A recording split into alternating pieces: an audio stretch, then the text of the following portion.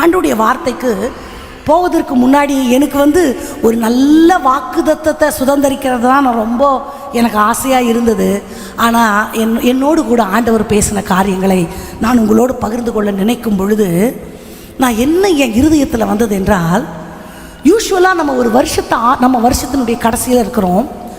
வருஷத்தை ஆரம்பிக்கும் பொழுது நம்ம என்ன பண்ணுவோம்னா, நிறைய பொருத்தனைகள், நிறைய உடன்படிக்கைகள், நிறைய ஸ்ட்ராங் டெசிஷனோட ரொம்ப ஃப்ரெஷ்ஷாக அந்த வருஷத்துக்குள்ளே போவோம். ஆமாம் தானே? ஆனால் வருஷத்தின் முடிவுக்கு வரும்பொழுது அவைகளெல்லாம் செஞ்சோமா அப்படின்னா கொஸ்டின், எல்லாத்தையும் முடிச்சோமான்றது தெரியாது. சிலதை செஞ்சுருப்போம், சிலதை விட்டுருப்போம், அது கூட பரவாயில்ல. ஸோ வில் ரியலைஸ், நம்ம இதெல்லாம் பண்ணலை, சரி இப்போ ஸ்டார்ட் பண்ணலான்னா இன்னொரு தாட் வரும். John onwards will do that. எப்படி? சரி இது இன்னும் 10 நாள் தானே இருக்குது, இது இப்படியே போயிடட்டும், ஜான் ஆரம்பித்த பிறகு I'm going to do. So நம்ம என்ன பண்ணுறோம், always we give importance to the beginning. வருஷத்தை ஆரம்பிக்கும் போது நான் இதை செய்வேன், அதை செய்வேன், அப்படி நான் புதுசாக போவேன். ஆனால் ஆண்டவர் சொல்கிறார், உன் ஆரம்பம் அற்பமாக இருந்தால் கூட பரவாயில்ல, உன் முடிவு ரொம்ப முக்கியம், சம்பூர்ணமான முடிவு. ஸோ நம்ம வருஷத்தின் துவக்கத்துக்கு இம்பார்ட்டன்ஸ் கொடுக்குறோம். ஆனால் ஆண்டவர் சொல்கிறார், வருஷத்தை நன்மையினால் முடிசூட்டுவேன், பாதைகள் நெய்யாய் பொழியும். வருஷம் நன்மையால் முடிசூட்டுறாருன்றது முடிவில் தான் தெரியும். அப்போ இந்த முடிவு ரொம்ப முக்கியம். நிறைய சீர்தூக்கி பார்த்து, நம்மை நாமே நிதானித்து அறிந்து, நிறைய தற்பரிசோதனை செய்து, ஒரு சுத்திகரிப்பினுடைய முக்கியத்துவத்தை அறிந்து அதற்குள்ளாய் நம்ம பிரவேசிக்க வேண்டும் என்று ஆண்டவர் விரும்புகிறார். என் இருதயம் அப்படி போனதுனால இன்றைக்கு ஒரு வாக்குத்தத்தத்தை மாத்திரமல்ல, ஆண்டவருடைய வார்த்தை இருக்கிறது, அதற்கு முன்பதாக ஒரு பரிசோதனை நாம் செய்து கொள்ள வேண்டும் என்று ஆண்டவர் விரும்புகிறார். நாளைய தினத்திலிருந்து சுத்திகரிப்பு கூட்டம் இருக்கிறது, அது முடிஞ்சு அந்த திருவிருந்துக்குள்ளே நம்ம பங்கு கொள்ள போகிறோம். அதே மாதிரி இந்த வருஷத்தின் கடைசி நம்ம இருதயத்தை தேவனுக்கு நேராக்கி நம்ம அந்த வருஷத்துக்குள்ளே கடந்து செல்ல போகிறோம். நாட்கள் மிகவும் குறைவாக இருக்கிறது. அல்லேலூயா. இன்றைய நாளில் ஒரு குறிப்பிட்ட ஒரு தேசம், அங்கு உள்ள சபை தான் நம்ம இல்லையா, அதை நம்ம பார்க்க போகிறோம். அதற்கு முன்பதாக மனுக்குலம் தெய்வத்தை தேடின தேடலினுடைய பரிணாம வளர்ச்சி எப்படி இருந்ததுன்றதை குறித்த ஒரு மேற்பார்வையை நான் உங்களுக்கு சொல்ல விரும்புகிறேன். Let me repeat it. மனுக்குலம் தேவனை தேடிய தேடலின் பரிணாம வளர்ச்சி எப்படி இருந்தது? இயற்கையாக மனுஷனுக்கு தேவனை தேடுகிற எண்ணம் கிடையாது. ஆமாவா? ஏதேன் தோட்டத்தில் ஆதாம் ஏவாளை தேடி ஆண்டவர் வந்தாரா? ஆண்டவருடைய சமூகத்தை பார்க்கணும்னு இவங்க போனாங்களா? மனுஷனோடு கூட உலாவும்படி, உறவு கொள்ளும்படி ஆண்டவர் தான் வரார். த்ரூ அவுட் த பைபிள் நீங்கள் பார்த்தீங்கன்னா, இஸ்ரவேல் ஜனங்க ஆண்டவரை விட்டு பின்வாங்கிடுவாங்க, ஆண்டவரை விட்டு புலம்பிடுவாங்க, மனசு விட்டு பேசுவாங்க. அப்புறம் they will murmur against God, stiff neckers, ஆண்டவரை விட்டு அது வணங்கா கழுத்துள்ள ஒரு ஸ்டபன்னஸ் அப்படியெல்லாம் இருக்கும். ஆண்டவரை விட்டு போயிடுவாங்க, ஆண்டவரை மறுதலிச்சிருவாங்க, விக்கிரக ஆராதனை பின்னாடி போயிடுவாங்க, உலகம் பின்னாடி போயிடுவாங்க. ஆண்டவருக்கு கோபம் வரும். நியாயாதிபதியை எழுப்புவார், தீர்க்கதரிசியை எழுப்புவார், ராஜாக்களை எழுப்புவார், எச்சரிப்பார். சரி, இந்த ராஜாக்களாவது ஆண்டவருக்கு பிரியமாக நடந்தாங்களா?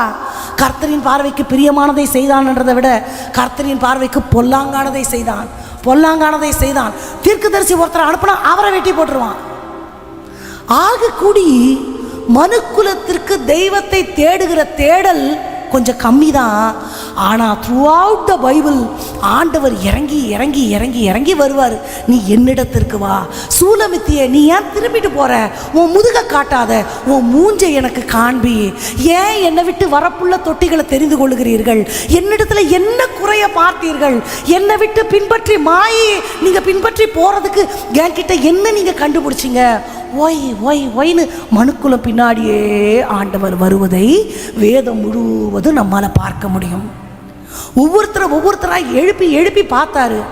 அவர் நினைச்சபடி ஒண்ணுமே செய்ய முடியல. உலகத்தான் சொல்றான், படைப்பெல்லாம் மனுவை படைத்தான். இந்த ஜனத்தை நான் எனக்கென்று ஏற்படுத்தினேன், இவர்கள் என் துதியை சொல்லி வருவார்கள். உலகத்தில் படைச்சது எல்லா மனுஷனுக்காக, மனுஷனை மட்டும் படைச்சது எதற்காக தான்? அவர் துதியை நான் சொல்லணும். அவரை துதிக்கிற ராஜரீக கூட்டமாய், ஆசாரிய கூட்டமாய், மனுக்குலத்துக்கு மட்டும் ஸ்பெஷலாக பேசுகிற ஒரு ஆற்றலை கொடுத்து ஆண்டவர் வைத்தார். ஆனால் நம்ம என்ன பண்ணோம்? ஆண்டவர் எவ்வளோ தீர்க்கதரிசிகளை எழுப்பினாலும், எவ்வளோ நியாயாதிபதிகளை எழுப்பினாலும் பார்த்தார் பார்த்தார் பார்த்தார், பொறுமை இழந்து தன் சொந்த குமாரனையே பூமிக்கு அனுப்பி, தியாக ஜீவ வழியாக நீ சிலுவையில் மறித்து உன் உயிரை ரத்தத்தை கொடு, அப்போவாவது இதுங்க என்கிட்ட வருதான்னு பார்ப்போம். கொடுத்தாரா? இவைகள் நடக்கிறதுக்கு முன்னாடி என்ன நடந்துச்சு? ஆதி ஆகமத்திலேயே ஆண்டவர் மனுஷனை தேடி வராரு. மனுஷனுக்கு உணர்வு இல்லை, போ அப்படின்னு தள்ளி விட்டார். காயின் ஆபேல்னு 2 பேர் பிறக்கிறாங்க. ஆபேலுக்கு கொஞ்சம் ஆண்டவர் மேலே பாசம், காணிக்க எடுத்துகிட்டு போகிறான். ஆண்டவரை தேடணும்னு உண்டாகிற ஒரு சந்ததி அங்கேயே செத்து போகுது. காயின் தான் மிச்சமாக இருக்கிறான். அப்போ ஆண்டவரை தேடணும்னு நினைக்கிறவங்களும் நினைக்க மாட்டேங்கிறாங்க, இருக்கிறவங்களுக்கும் ஆண்டவரை தேடணும்னு இல்லை. மனுக்குலம் ஆண்டவர் படைத்த படைப்பின் நோக்கத்தை விட்டு திசை மாறி போய்கொண்டே இருக்கிறது. படித்துக்கொண்டே வந்தா சேத்துக்கு ஒரு குமாரன் பிறந்தான். அப்பொழுது மனுஷர் கர்த்தருடைய நாமத்தை தொழுது கொள்ள ஆரம்பித்தார்கள். அதுக்கப்புறம் அப்பதான் கொஞ்சம் மனுஷன் அப்படி நிமிர்ந்து ஆண்டவரை பார்க்கறான். அதுக்கப்புறம் பார்த்தா பலிபீடம் கட்டினான், கர்த்தருடைய நாமத்தை தொழுது கொண்டான். பலிபீடம் கட்டினான், கர்த்தருடைய நாமத்தை தொழுது கொண்டான். அப்படி இருக்குமா? அப்போ பலிபீடம் கட்டி கட்டி பலி செலுத்துவாங்க. வானத்திலிருந்து ஒரு அக்கினி வரும், அதை பட்சித்து போட்டுச்சுன்னா ஆண்டவர் அந்த பலியில பிரியப்பட்டாருன்னு அர்த்தம். இப்படியே கொஞ்சம் வளர்ந்து அடுத்து ஆசரிப்பு கூடாரம். ஆசரிப்பு கொடுத்த பிரகாரம் இருக்கும், மகா பரிசுத்த ஸ்தலம் இருக்கும், மகா பரிசுத்த ஸ்தலம். இந்த பிரகாரத்திலேயே மனுஷன் நின்றுவான். மீடியேட்டர் ஒருத்தர் இருப்பார், பாஸ்டர்மா யாரோ ஒருத்தவங்க. அவங்களுக்கு விட்ட மீடியேட்டரை வச்சு கனெக்ட் பண்ணிட்டு தலைவர் போயிடுவார். இல்லைப்பா, உனக்கு கைடு வேணும், ஆனால் மீடியேட்டர் வேணாம். இப்படிதான் செய்யணும், உன்னை கைடு பண்ணுறதுக்கு ஒரு பாஸ்டர் வேணும், but he is not a mediator. நீ என்கிட்ட டைரக்டாக பேசு. அது என்ன, மகா பரிசுத்த ஸ்தலத்துக்குள்ள ஆசாரியன் மட்டும்தான் போகணுமா? நீயும் வரணும், நீயும் சமூகத்தப்போ சாப்பிடணும், நீயும் பிரவேசிக்கணும். கிழி மேலிருந்து கீழே அந்த திரைச்சீலைய கிழிச்சு எல்லாரும் அதுக்குள்ள வரணும். ஆண்டவருக்கு ஆசை. அதனாலதான் இந்த முழு வேதகமும் அந்த மூல மொழிகளில் இருந்தால் நமக்கெல்லாம் எப்படி படிக்கிறது? நமக்கு தமிழ் இங்கிலீஷே தத்தங்கடி, இதில் ஹெபிரேயு கிரேக்கெல்லாம்னா எப்படி படிக்கிறது? பரிசுத்தவான்களை எழுப்பி அவங்கவுங்க தாய்மொழியிலேயே. ஏன் தெரியுமா? ஆண்டவருக்கு நான் டைரக்டாக அவரோட உறவு கொள்ளணும்னு ஒரு ஆசை. பாஷை தெரியாமல் என்ன பண்ணுவேன்? அதனால அவரவர் பாஷையில் இப்படி பரிசுத்தவான்களை ஆண்டவர் எழுப்பி கொண்டே இருக்கிறார். ஆசரிப்பு கூடாரம் தாண்டி என்ன வந்துச்சுன்னா ஜெப ஆலயங்கள். இந்த ஜெப ஆலயங்கள் எல்லாம் ஆசாரியனுக்கு மட்டும்தான் எபிரேய கிரேக்கு தெரியும். அதெல்லாவற்றையும் ஆண்டவர் மாற்றி இன்னைக்கு நம்முடைய தாய்மொழியில் இந்த வேதத்தை ஆண்டவர் நமக்கு கொடுத்திருக்கிறார். அந்த ஆண்டவருக்கு ஒரு கைத்தட்டு கொடுத்துடலாமா? அந்த பரிசுத்தவான்களை எழுப்பி தந்த ஆண்டவருக்கு. ரைட். அப்போ ஜெப ஆலயங்கள் எல்லாம் வந்துச்சு. கிறிஸ்து பரமேறின பிற்பாடு மேல் வீட்டறையில் கூடி கூடி ஜெபிக்கிறாங்க, குட்டி குட்டியா. அப்புறம் 4 பேர், 10 பேர், 120 பேர், அப்புறம் அனுதினமும் சபையிலே சேர்க்கப்பட்டார்கள். அப்படிதான் இந்த சர்ச் அப்படி உருவாகுது. அதுக்கப்புறம் பவுல் எழும்புறார், ஒவ்வொரு பட்டணமா போய் போய் போய் போய் சபைகளை ஸ்தாபிக்கிறார். இங்க வந்து நின்றுட்டா அங்க லெட்டர் எழுதி அவர்களை தேற்றுகிறார். இப்படி வளருகிற சபை பவுல் காலம் வரைக்கும். அதுக்கப்புறம் இந்த சபை ஆகிய மனவாட்டி பட்ட பாடு கொஞ்சம் நஞ்சம் இல்லை. சபை வரலாற்றில் போய் பார்த்தீங்கன்னா இந்த கிறிஸ்தவமே இருக்கக்கூடாது, சபையே இருக்கக்கூடாது, பைபிளே இருக்கக்கூடாதுன்னு எத்தனையோ ராஜாக்கள் எழும்பி கொத்து கொத்தா கிறிஸ்தவங்களை அழிச்சாங்க. மரத்தில் கிறிஸ்தவங்களை கட்டி எரிய விட்டுட்டு அந்த வெளிச்சத்தில் நடந்து போனான் நீரோ மன்னன். கொத்து கொத்தா ஒரு ரூம்குள்ள அப்படியே போட்டுக்கிட்டே இருப்பாங்க, மூச்சு திணறி வெயிட்டில் அப்படியே ஒருத்தர் தலைமையில் ஒருத்தர் விழுவாங்க. அப்படியெல்லாம் மரித்து போன கிறிஸ்தவர்கள் உண்டு, இரத்த சாட்சிகள் உண்டு. வேதத்தை கொத்து கொத்தா எரிச்சாங்க, கடல்ல தூக்கி போட்டாங்க. ஆண்டவர் சொன்னார் இந்த வேதமெல்லாம் அழியாதுன்னு. எழுத்தினுடைய ஒரு உறுப்பு கூட அழியாதுன்னு சொல்லியிருக்கிறார்ல ஆண்டவர். எதுவுமே அழியாது. ஆனால் என்னென்னமோ முயற்சி பண்ணாங்க. இப்போவும் சொல்கிறேன், இந்த பைபிளெல்லாம் யாராலையும் அழிக்க முடியாது. இந்த மொபைலில் கூட வந்துருச்சு பைபிள். எழுத்தின் உறுப்பு ஒன்றுமே அழியாது. உங்களுக்கு தெரியுமா, அந்த காலத்தில் வேதமெல்லாம் தோல் சுருளில் தானே எழுதப்பட்டுச்சு. இந்த மொழிகளுக்கு ஒரு நடை உண்டு. தமிழ் நம்ம வலதுலேருந்து இடது எழுதுகிறோம். எபிரேய மொழி இடதுலேருந்து வலது, எபிரேய மொழி இடதுலேருந்து வலது எழுதுவாங்க. நம்ம ஒரு சைடு மார்ஜின் விடுவோம், அவங்க சுற்றி மார்ஜின் விடுவாங்க, பாக்ஸ் மார்ஜின். நடுவில் தான் எழுத்துக்கள் இருக்கும், தோல் சுருளில் சுற்றப்பட்டிருக்கும். ஒரு ராஜா வந்தான், இதெல்லாம் பைபிளை அழிக்க முடியாதா, தூக்கி தண்ணியில் வீசிட்டார். இந்த தோல் சுருள் தண்ணியில் அடித்து போய் ஒரு மலை இடுக்குக்குள்ளே உட்காந்துக்குச்சு. அந்த மலை இடுக்கு, அந்த மலையிலேருந்து தண்ணி கடலில் பாயிற இடம். இந்த கடலினுடைய உப்பு காற்று பட்டு பட்டு பட்டு உங்கள் வீட்டில் ஊறுகாய் செய்யும் போது உப்பு தானே போட்டு வைக்கிறீங்க, கெடாதில்ல. இந்த உப்பு காற்றுக்கு அந்த தோல் சுருள் கெடவே இல்லை, பாதுகாப்பாக இருக்குது. எடுத்து பிரித்தா இவங்க விட்டுருக்கிற மார்ஜின் பாக்ஸில் சைடெல்லாம் அரிச்சு கிடக்கு. எழுத்தோட ஒரு எழுத்து, ஒரு உறுப்பு, ஒரு புள்ளி கூட அழியலை.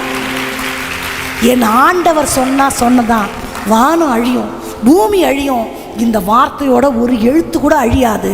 கடலில் தூக்கி போட்டாலும் அது ஒரு இடுக்கில் ஒளிஞ்சுக்கிட்டு உப்பு காத்து பல 100 வருஷங்களாய் அதை பாதுகாத்து இருக்கிறது.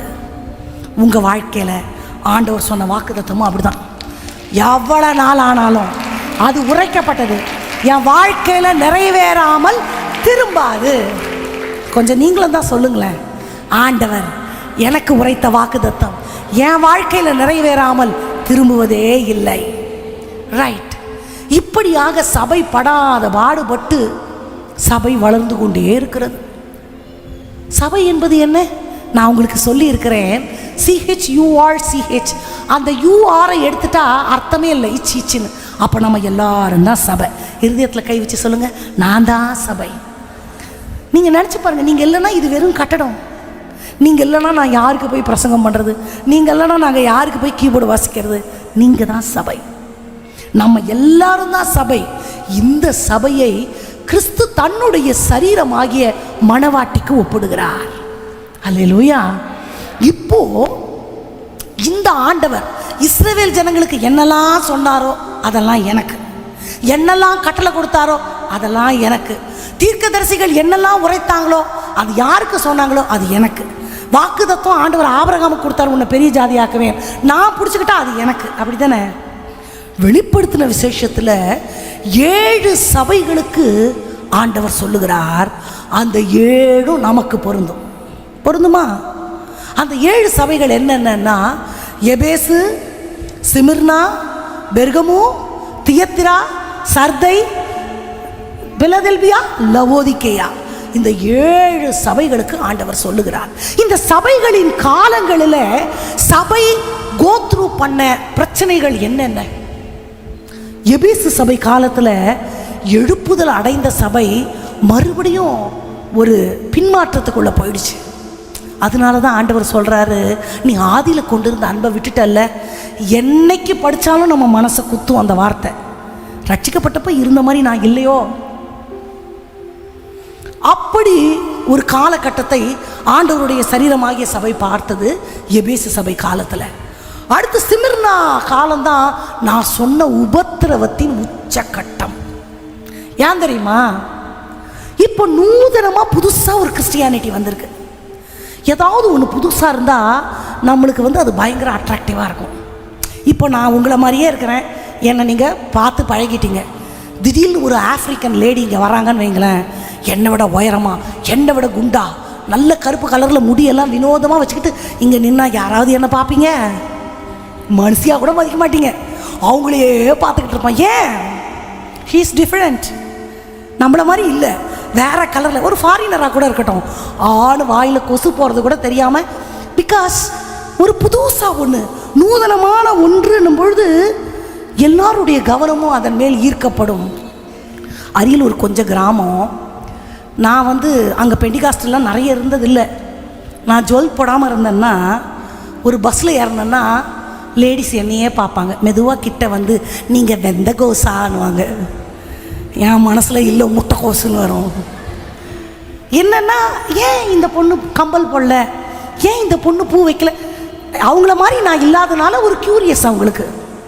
அந்த மாதிரி கிறிஸ்தவம் புதிதாக நூதனமாக்கப்பட்டதாய் வரும் பொழுது புறஜாதிகளுக்கு அது விகற்பமாக இருந்தது.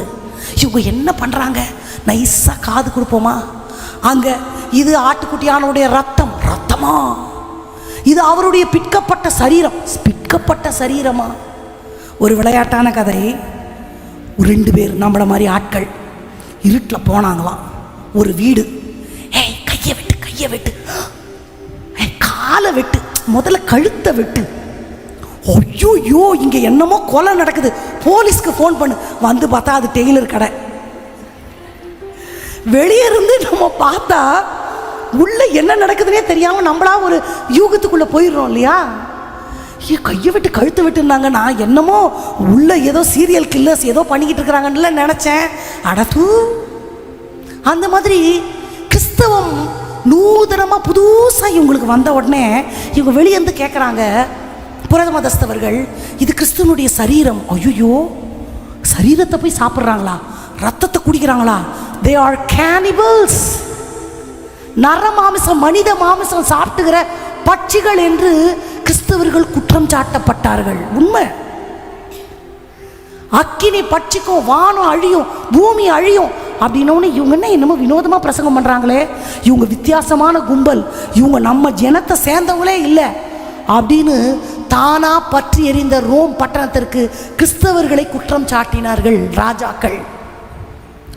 காரணமே இல்லாமல் என்ன நடக்குதுன்னே தெரியாமல் கிறிஸ்தவங்கனாலே இப்படிதான். இன்னைக்கும் அந்த பேர் இருக்கா? குற்றம் சாட்டப்படுகிறார்கள். சபை பட்ட உபத்திரமம் கொஞ்ச நஞ்சம் அல்ல. கொத்து கொத்தாய் அழிந்தார்கள்.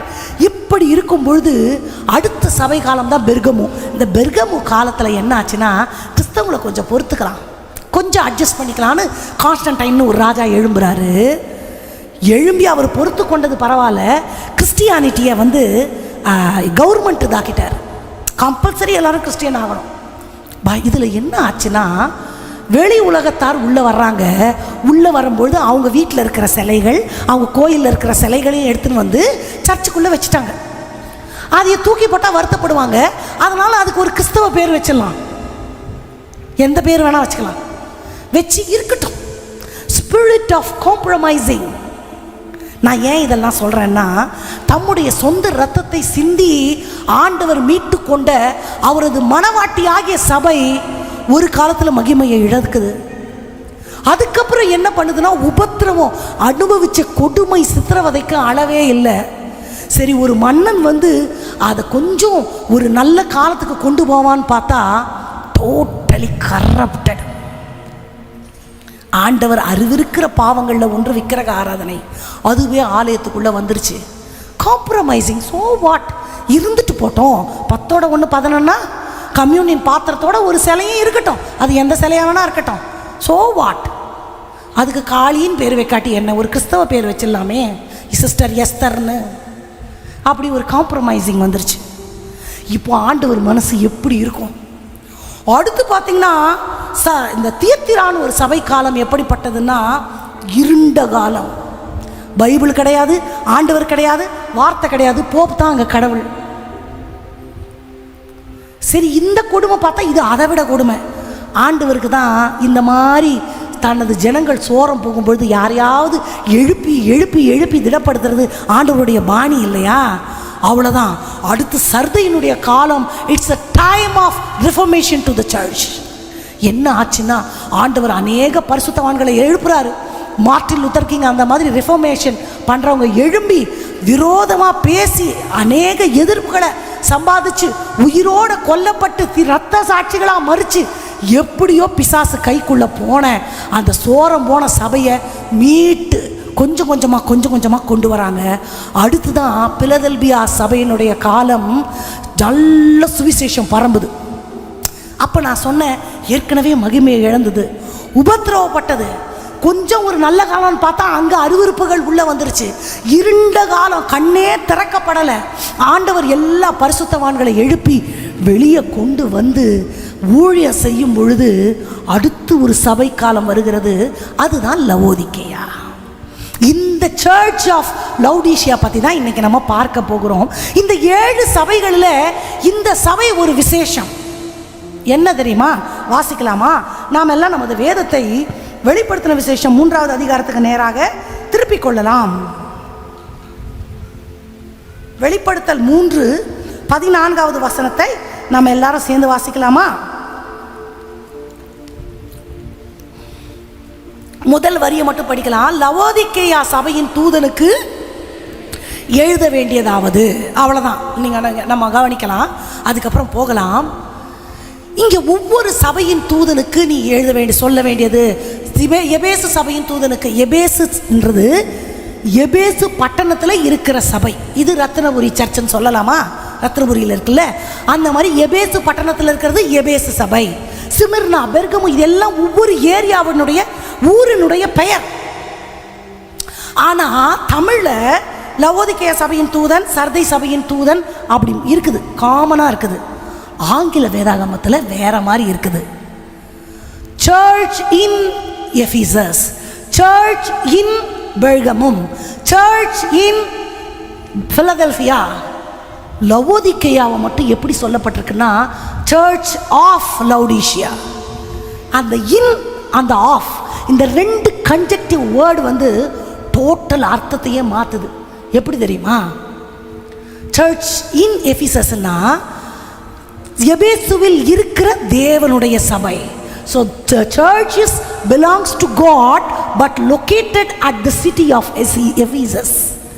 சபை தேவனுடையது, ஆனால் எபேசுன்ற பட்டணத்தில் இருக்கிறது. பெர்கமு என்கிற தேவ சபை பெர்கமு பட்டணத்தில் இருக்கிறது. தேவ சபை சர்தை என்ற பட்டணத்தில் இருக்கிறது. பட் த சர்ச் ஓனர் வந்து ஆண்டவர். ஆனால் இங்கே லவோதிக்கேயாவை பற்றி சொல்லும்பொழுது சர்ச் ஆஃப் லவுடீஷியானா லவோதிக்கேயாவின் சபை, அந்த பட்டணத்தோட சர்ச் அது. அங்கே ஆண்டவர் இல்லை. ரொம்ப வேதனைக்குரிய காரியம். ஸோ 6 சபைகள் குறைகள் இருந்தது, ஆபத்துகள் இருந்தது, தேவன் அறிவிருக்கிற அருவருப்புகள் இருந்தது, குற்றச்சாட்டுகள் இருந்தது, உண்மை. But still it was belongs to God. எப்படி இருந்தாலும் அது ஆண்டவருடையது. ஆனால் இந்த லவோதிக்கேயா சபையில் ஆண்டவரே இல்லை. Though it is a church but it is belongs to that area. அந்த ஏரியாவோட சர்ச்சு தான் அது, அங்கே ஆண்டவரே இல்லை. இந்த ஒரு சர்ச்சுக்கு மட்டும்தான் அந்த கன்ஜங்ஷன் யூஸ் பண்ணப்பட்டிருக்கு. So problem in position. இது யாருடைய சொத்து என்பதே பிரச்சனைக்குரியதாக இருக்கிறது லவோதிஷியா சபைக்கு, லவோதிக்கேயா சபைக்கு. ஆண்டவருடைய பிள்ளைகளை பார்த்து நான் கேட்கிறேன், நீங்கள் தான் சபைன்னு நான் சொன்னேன். நம்ம தான் சபை. இருதயத்தில் கை வச்சு சொல்லுங்கள், நான் தான் church. I am belongs to God. நான் ஆண்டவருக்கு சொந்தம். அப்போ பாஸ்டருக்கு என்ன வேலை? பாஸ்டர் எனக்கு ஊழியம் செய்யும்படி ஆண்டவரால் அப்பாயின்ட் பண்ணப்பட்டவர். அல்லேலூயா. இதில் நம்ம தெளிவாக இருக்கிறோமா? பொதுவாக எல்லா மக்களுக்கும் சொல்கிறேன், நம்மளில் சில பேர் அப்படி இருக்கலாம், பெரும்பாலானோர் அப்படி இல்லை. எனக்கு தெரிஞ்சு பாஸ்டர் மேலே கோவம்னா சர்ச்சுக்கு வரமாட்டோம். எப்படி? பாஸ்டர் மேலே கோவம்னா சர்ச்சுக்கு வரமாட்டோம். நான் சொல்கிறேன், பாஸ்டர் மேலே கோவம் வந்தால் என்ன தெரியுமா பண்ணணும்? பாஸ்டர் உங்களை வந்து பார்க்க அப்படியெல்லாம் இல்லை, உங்களுக்கு கோவம் இல்லை. ஒருவேளை கோவம் வந்துச்சுன்னா சர்ச்சுக்கு வராமலாம் இருக்கக்கூடாது. ஆதாம் ஏவாளை பார்த்து சொல்கிறாரு, நீர் எனக்கு கொடுத்த ஸ்திரீயானவள் இந்த பழத்தை பிடுங்கி எனக்கு கொடுத்தால் நான் சாப்பிட்டேன். பாஸ்டர் மேலே கோவம் வந்தால் ஆண்டவர்கிட்ட போய், ஆண்டவரே நீர் எனக்கு நியமித்த போதகரானவர் என்னை வந்து பார்க்கல, எனக்கு மனசு கஷ்டம், கொஞ்சம் நீங்கள் வந்து கமெண்ட் பண்ணுங்க. அப்போ ஆண்டவர் நினைப்பூட்டுவார். எதற்காக இதை விளையாட்டாய் சொல்லுகிறேன் என்றால், நான் வந்து என்னை இந்த ஆலயத்தில் கொண்டு வந்து நிலைப்படுத்தினவர் என் ஆண்டவர். நான் என் ஆண்டவருக்கு சொந்தமானவள். என்னை ஆண்டவர் மனவாட்டியாய் பாவித்து இங்கே வைத்திருக்கிறார். யாரோ ஒருத்தரை சர்ச்சுக்கு பாஸ்டரை குறை சொன்னால் கூட ஒரு விதத்தில் ஏற்றுக்கலாம். இன்னொரு அம்மா திட்டுச்சின்னு இந்த அம்மா சர்ச்சுக்கு வரமாட்டாங்கன்னா என்ன பண்ணுறது? So we need an understanding about what is church. சபை என்பது நான் தான். நான் யாருக்கு சொந்தம்? நான் ரத்னபுரியில் இருக்கலாம், பென்ஸ் பாஸ்டருக்கு விசுவாசியாக இருக்கலாம், but I am belongs to God. அப்போது நான் யாருக்குரியவன் அப்படின்ற பொசிஷன்லேயே ஒரு ப்ராப்ளம் இருக்கிறது லவோதிக்கேயா சபைக்கு. அடுத்ததாக இன்னும் ஒரு 4 குற்றச்சாட்டுகளை ஆண்டவர் இந்த லவோதிக்கேயா சபையின் மேலே வைக்கிறார். அந்த குற்றச்சாட்டுகள் நமக்கே சொன்ன மாதிரி எனக்கு தோணுச்சு. அதை நாம் சீர்தூக்கி பார்க்க போகிறோம். மறுபடியும் நம்ம அந்த வார்த்தைக்கு நேராக போகலாம். 15வது 16வது வசனத்தை வாசிக்கலாமா? வெளிப்படுத்தல் 3:15-16 வாசிக்கலாமே. கிரியைகளை அறிந்திருக்கிறேன், நீ அனலாயாவது குளிராயாவது அனலாயாவது இருந்தால் என்னவா, வாயினின்று வாந்தி பண்ணி போடுவேன். சில வார்த்தைகள் கெட்ட வார்த்தையாகவோ சாபத்திற்குரிய வார்த்தைகளாகவோ இருக்க வேண்டிய அவசியம் இல்லை. ஆனால் அந்த வார்த்தைகள் நம்மளால் ஜீரணிக்கவே முடியாது. ஆமாவா? வீட்டை விட்டு வெளியே போ, இது கெட்ட வார்த்தையா? சாபமான வார்த்தையும் இல்லை, கெட்ட வார்த்தையும் இல்லை. ஆனால் அப்பா மகனை சொன்னாலும், மகன் அப்பாவை சொன்னாலும் யாருமே லகுவாக எடுத்துக்க மாட்டாங்க. It is sensible, so hard to digest. வேதத்திலும் அப்படிப்பட்ட அநேக வார்த்தைகள் சொல்லப்பட்டிருக்கிறது. எப்படி தெரியுமா? ஏதோவின் மேல் என் பாதரட்சியை எரிந்து போடுவேன்னு ஆண்டவர் சொல்கிறார். இதை நம்ம பாஷையில் சொல்லலாமா? நான் சொல்ல, நீங்கள் சொல்கிறீங்களா? பாதரட்சின்னா என்னது? ஏதோவின் மேலே பாதரட்சியை எரிவேன்னா என்ன அர்த்தம்? நான் சொல்லல, எனக்கு கஷ்டமாக இருக்குது சொல்கிறதுக்கு. So the word power of that word ரொம்ப கடினமாக இருக்குது. இங்கே ஆண்டவர் என்ன சொல்கிறாரு? நீ அனலாவது அந்த அனல் குளிருக்கு போகலாம், நான் உன்னை வாந்தி பண்ணி போடுவேன்னா என்ன அர்த்தம்? நீங்கள் கற்பனை பண்ணுங்கள். உன் மூஞ்சியை பார்த்தா எனக்கு வாந்தி வருதுன்னு யாருன்னா சொன்னால் நம்மளுக்கு எப்படி இருக்கும்? உன் மூஞ்சியை போய் கண்ணாடியில் போய் பாரு, அப்படி சொல்லுவோமா மாட்டோமா? The world is not that much easy enough. ஆண்டவர் அப்படி சொல்கிறாரு. எனக்கு ஒரு விளையாட்டான காரிய ஞாபகத்துக்கு வருது. எங்கள் ஜோர்ஜ் ஸ்கூல் போகாத சின்ன குழந்தை. அப்போது அவனுக்கு அப்பயும் சரி இப்பயும் சரி வாந்தி தான் ரொம்ப பயங்கரம். இந்த உலகத்திலே கொடுமையான ஒன்றுனா அவனுக்கு வாந்தி. உனக்கு வாந்தி வரும்னா அந்த பொருளை சாப்பிடவே மாட்டான். வாந்தி வர மாதிரி இருந்தால் வீடு ஃபுல்லாக கும்பிட்டுக்கிட்டே தெரியுவான். அப்போது அவன் திட்டுறது கூட உங்களுக்கு வாந்தி வரட்டும், ஏய் வாந்தி அப்படின்னு திட்டிடுவான். அவனுக்கு அது பெரிய கெட்ட வார்த்தை குழந்தையில. அப்போது ஸ்கூல் போகாத குழந்தை ஒரு பஸ்ஸை வச்சு விளையாடிட்டு இருந்தான். சின்ன கார் பொம்மை வச்சு விளையாடிக்கிட்டே இருந்தான் ஒரு சின்ன பெட்ரூமில்.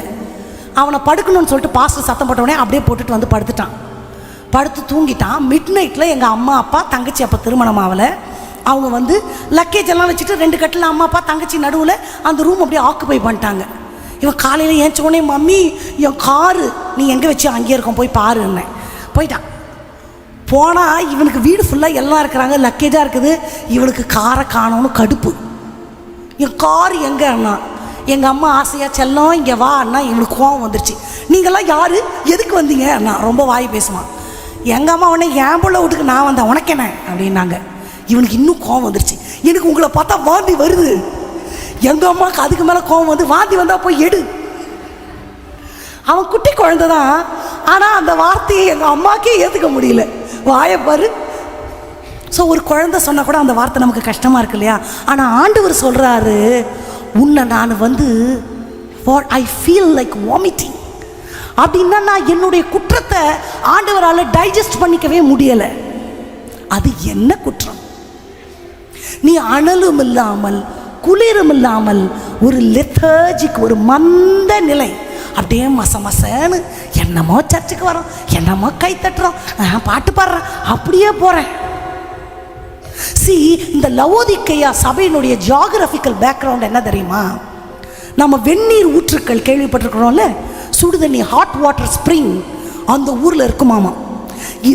அந்த ஜியோகிராஃபிக்கலாக எங்கெல்லாம் அந்த வால்கனோ எரப்ஷன் இருக்குல்ல, எரிமலை வெடித்து சிதறும்ல, மலையிலேருந்து நெருப்பு குழம்புகள், அந்த மாதிரி மலைகள் எங்கெல்லாம் இருக்குதோ அங்கெல்லாம் இந்த வெந்நீர் ஊற்றுக்கள் இருக்கும். இந்த வெந்நீர் ஊற்று, அந்த சுடுதண்ணி இட்ஸ் அ தெரப்பியூட்டிக். நிறைய வியாதிகள் அதில் குணமாகும். ஸ்கின் சம்மந்தப்பட்ட வியாதிகள் குணமாகும். ப்ரெஷரை அது டவுன் பண்ணும். ரொம்ப ரொம்ப அதில் ஆரோக்கியம் இருக்கிறதுனால ஊர் மக்கள் அதெல்லாம் பைப்பு போட்டு அந்த சுடுதண்ணியை எடுத்துக்குவாங்க. அந்த மாதிரி லவோதிக்கேயா ஏரியாவில் சுடுநீர் ஊற்றுக்கள், வெந்நீர் ஊற்றுக்கள் நிறைய இருக்குமாமா. அது என்ன ஆகுமா, இப்படி பைப்பு போட்டு அவங்க எடுக்கும்போது கொலோசை பட்டணத்துலேருந்து ஒரு சில்லு தண்ணி வந்து அதில் மிக்ஸ் ஆயிடுச்சுன்னா, இது ஹை மினரல் வாட்டர், இதோட அந்த ஜில்லு தண்ணி கலக்கும் போது அந்த கெமிக்கல் ஏதோ ரியாக்ட் ஆகி அதை குடிக்கிறவங்களுக்கெல்லாம் வாந்தி பேதி ஆகுமா. அதைத்தான் ஆண்டவர் சொல்கிறாரு, நீ சூடாக இருந்தால் தான் தெரப்பியூட்டிக், நீ அனலாக இருந்தால் தான் எனக்கு சுகந்த வாசனையாக இருப்ப. நீ அனலும் இல்லாமல் குளிரும் இல்லாமல் இருந்தால் உன்னால எனக்கு வாந்தி வருதுப்பா. நீ என்ன நோயாளி ஆக்குற, நான் சிக்காகிறேன். நீங்கள் நினச்சி பாருங்க, ஆண்டவர் பரம வைத்தியர். நம்ம சிக்கானா ஆண்டவர் வைத்தியம் பார்ப்பார். ஆண்டவர் சிக்காயிட்டா நம்ம எங்கே போகிறது? ஒரு விஷயம் சொல்கிறேன், உங்கள் பாஸ்டர் வந்தால் சொல்லிடாதீங்க. பாஸ்டர் சிக்காயிட்டாருன்னா ரொம்ப கஷ்டம், என் உயிர் போயிடும். அப்போ நான் நினைப்பேன், ஆண்டவரை எதுனாலும் எனக்கே கொடுத்துருங்க, நான் மாத்திரை போட்டு பேசாமல் படுத்துருவேன். அவர் வந்து உருட்டி எடுத்துருவார். சுடுதண்ணி கூட, தண்ணி கூட, அதை கூட, இதை எப்பா இதுக்கு நமக்கே வரலாம் போல. நம்மெல்லாம் மனவாட்டி.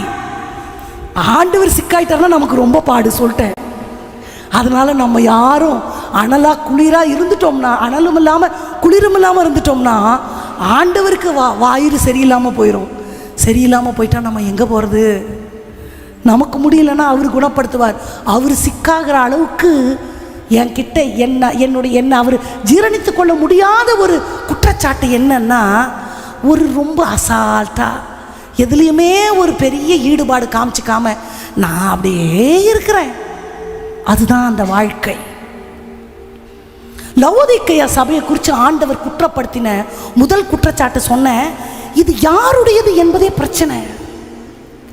நான் யாருக்கு சொந்தமானவள், அந்த அண்டர்ஸ்டாண்டிங்லேயே எனக்கு பிரச்சனை இருக்குன்னு சொன்னேன்.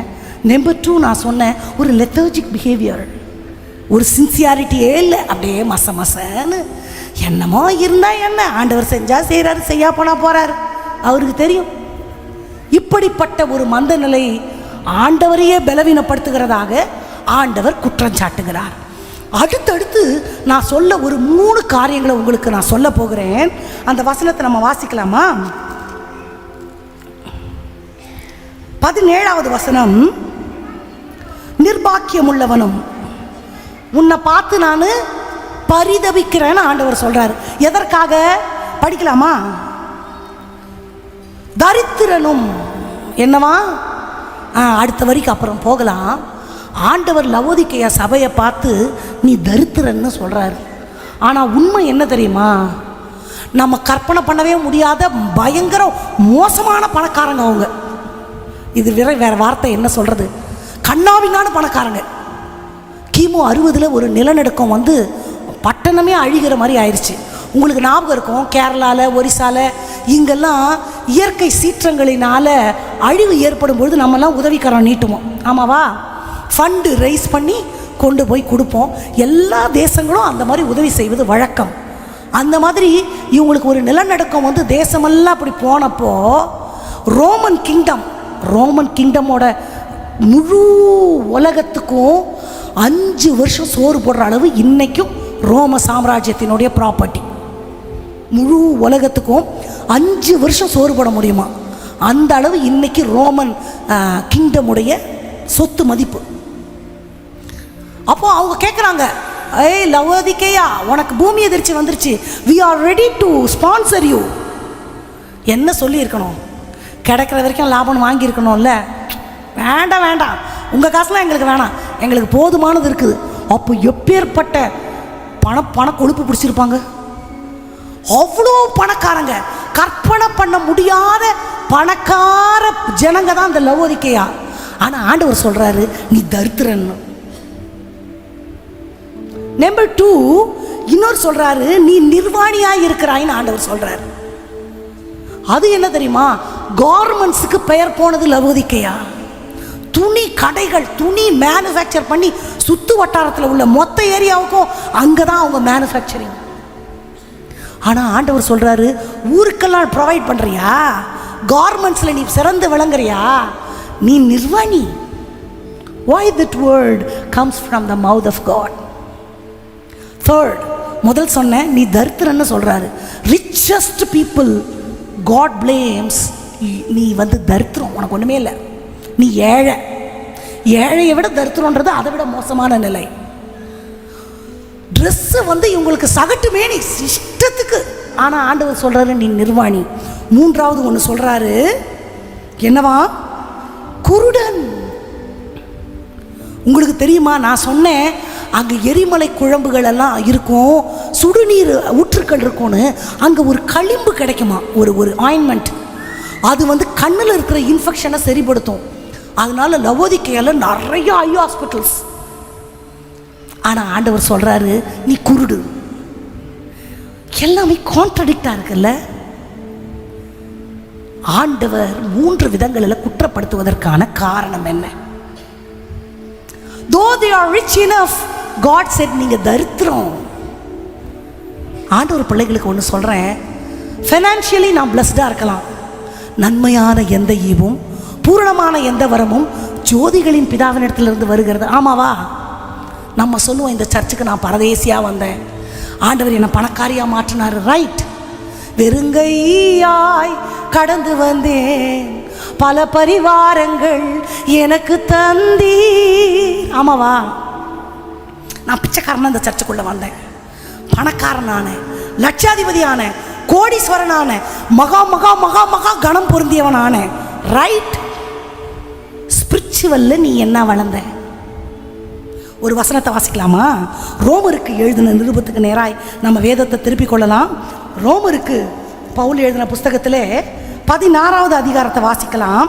16வது அதிகாரம் 1-2 முதல் வசனத்தை நம்ம வாசிக்கலாமா? ரோமர் 16:1.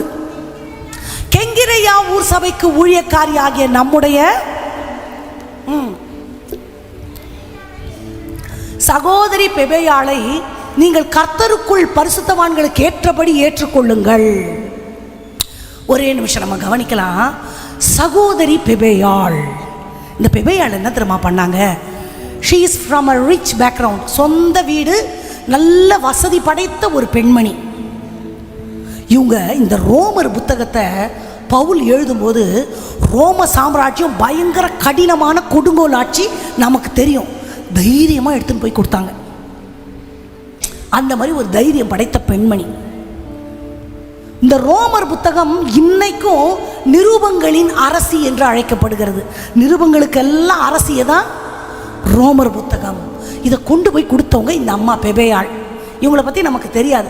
பைபிளில் லீஸ்ட் அமௌண்ட்டில் இருக்கிறவங்களெல்லாம் நம்ம கணக்கிலே வைக்கிறது இல்லை. நமக்கு யாரை தெரியும்?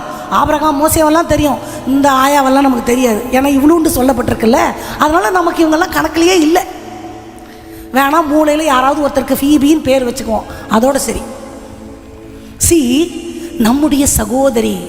இந்த சகோதரி, சகோதரன், சிஸ்டர், பிரதர் என்ற வார்த்தை எங்கே யூஸ் பண்ணுவோம்? சர்ச்சுக்குள்ளே. வெளியே போனீங்கன்னா மேடம், நானும் மேடம் தெரியுமா? மேடமை பாருங்க. அக்கா, அக்கா தான் ரொம்ப கொடுமை. அப்போ சர்ச்சுக்குள்ளே தான் அந்த பிரதர் சிஸ்டர் என்ற வார்த்தை.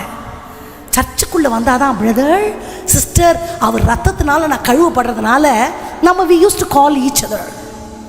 ஸோ இந்த வார்த்தை வந்து சர்ச்சுக்குள்ளே தான். ஒரு சகோதரியாக வர்றாங்க.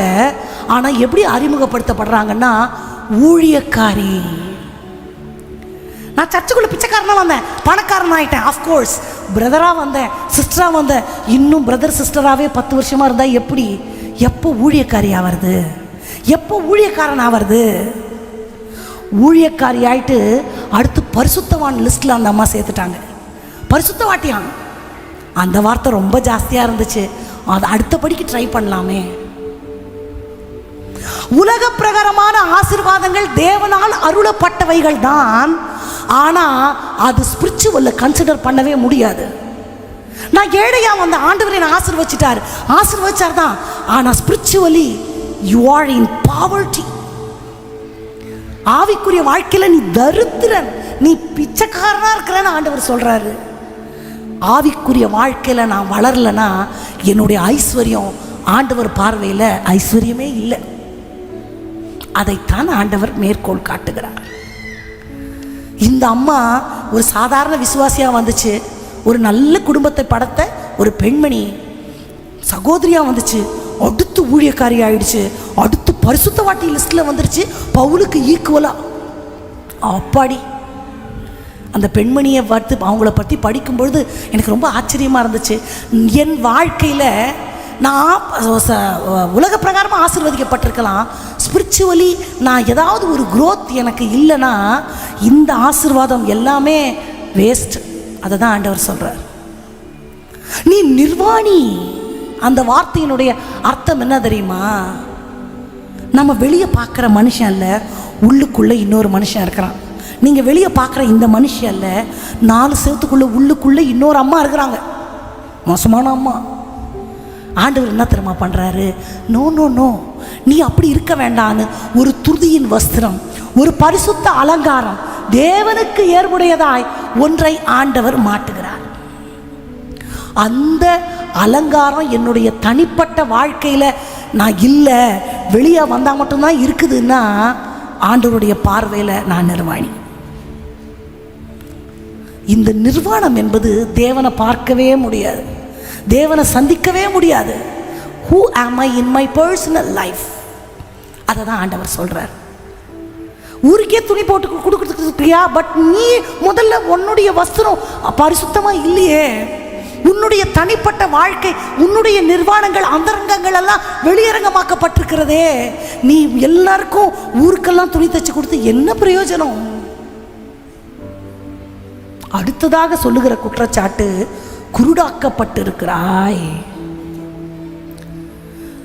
ஊருக்கெல்லாம் ஐ ஹாஸ்பிட்டல் வச்சு களிம்பு தயாரித்து ஐ இன்ஃபெக்ஷன் எல்லாம் குணப்படுத்துகிற லவோதிக்கேயா சபையை ஆண்டவர் சொல்கிறாரு, நீ குருடுப்பா, உன் கண்கள் குருடாக்கப்பட்டிருக்கிறது. அப்படின்னா என்ன தெரியுமா? குருடர்களுக்கு விழி இருக்கும், நீங்கள் பார்த்துருக்கீங்களா? பிளைண்டாக இருந்தால் கண் இருக்கும், ஆனால் பார்க்க முடியாது. ஆண்டவர் இருப்பார், ஆனால் ஃபீலே பண்ண மாட்டோம். சர்ச்சுக்கு வருவோம், காணிக்க போடுவோம், கம்யூனியன் எடுப்போம், செய்தி கேட்டுவோம், நல்லா தலையாட்டுவோம், ஆனால் ஒரு தொடுதலுமே இருக்காது, அப்படியே இருப்போம். கண் சொருகி போன குருடன்னு ஒரு வசனம் இருக்குது. கண் சொருகிறதுனா என்னன்னா, இந்த எமை கீழே வந்துடும், கீழே உள்ளதை மட்டும்தான் பார்க்க முடியும், மேன்மையை பார்க்கவே முடியாது. உலக பிரகாரமான ஆசீர்வாதம் தான் ஆசீர்வாதம் நம்பிக்குவோம், இதுதான் வாழ்க்கை நம்பிக்குவோம். நான் ஏழை அந்த பணக்காரன் ஆகிட்டேன், கர்த்தருடைய ஆசீர்வாதமே ஐஸ்வர்யத்தை தரும், உண்மையுள்ள மனுஷன் பரிபூர்ண ஆசீர்வாதங்களை பெறுவான், நான் ஆண்டவருக்குள்ளே இருக்கிறேன்னு நம்பிக்குவோம். ஆனால் இல்லை, அது ஒரு சின்ன போனஸ் தான். ஆண்டவர் பார்வையில் நான் தரித்திரன், நான் குருடன், உலகத்தையே பார்த்துக்கிட்டு இருக்கிறேன்னா நான் குருடன். சி, லவோதிக்கேயா சபையும் அந்த பட்டணமும் எதெல்லாம் அவங்களுக்கு பீக்ஸ், எதெல்லாம் அவங்களுக்கு பெருமை, எதெல்லாம் அவங்களுக்கு கொம்பா முளைச்சி இருக்குது. என்ன கொம்பெல்லாம் இருந்துச்சு? Reach enough.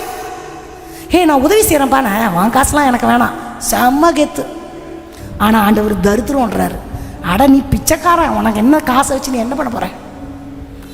ஏன் ஆண்டவர் அப்படி சொல்லிட்டாரு? துணி கார்மெண்ட் ப்ரொடக்ஷனே நாங்கள் தான், ஆனால் நிர்வாணி நீ அதை பெருசாக நினைக்கிறியா? எதெல்லாம் உனக்கு கொம்போ அந்த கொம்பை தான் ஆண்டவர் உடச்சி வீசுறாரு. ஏன் தெரியுமா? ஒரு வசனத்தை படிக்கலாம். ஏசாயா எழுதின தீர்க்கதரிசன புஸ்தகம் 65வது அதிகாரத்துக்கு திரும்பலாமா? நம்ம வேதத்தை திருப்பிக் கொள்ளலாமா? 11வது வசனத்தை நம்ம படிக்கலாம்.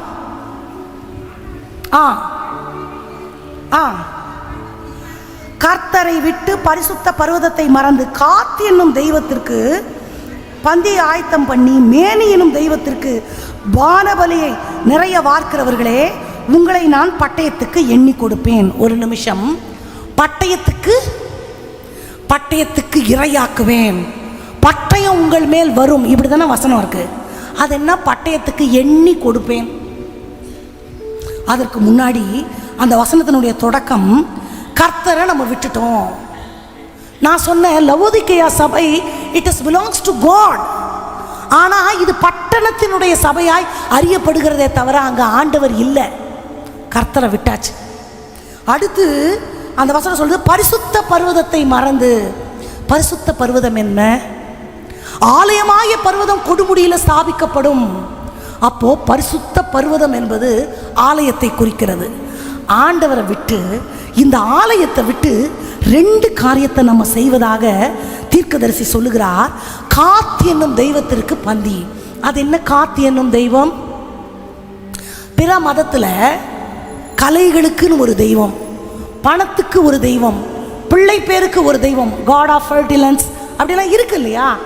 அதுபோல பாபிலோனிய தெய்வங்களிலே ட்ரேடிங், பிஸ்னஸ் ஆசீர்வதிக்கிறதுக்குன்னு ஒரு கடவுள், அதுதான் இந்த காத். பிஸ்னஸ் பிஸ்னஸ் பிஸ்னஸ், தொழில் தொழில் தொழில், வேலை வேலைன்னு போறோமா, அது ஆண்டவருக்கு எரிச்சல் ஊட்டும்.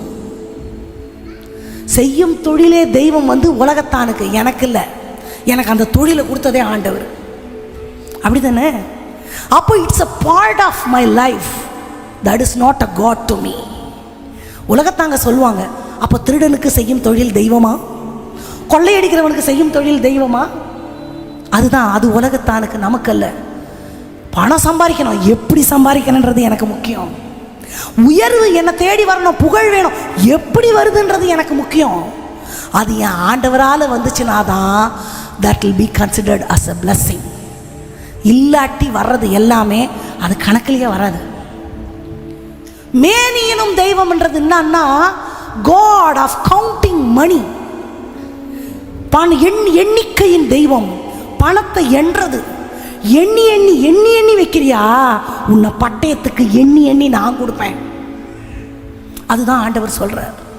அப்போ ஏன்னா ஆண்டவரை தேடாத தொழிலும், ஆண்டவரை தேட முடியாம நான் சம்பாதிக்கிற கட்டுக்கட்டா சேர்க்கிற பணமும் எனக்கு தான் ஆபத்து. அது எனக்கு ஆசீர்வாதமே அல்ல.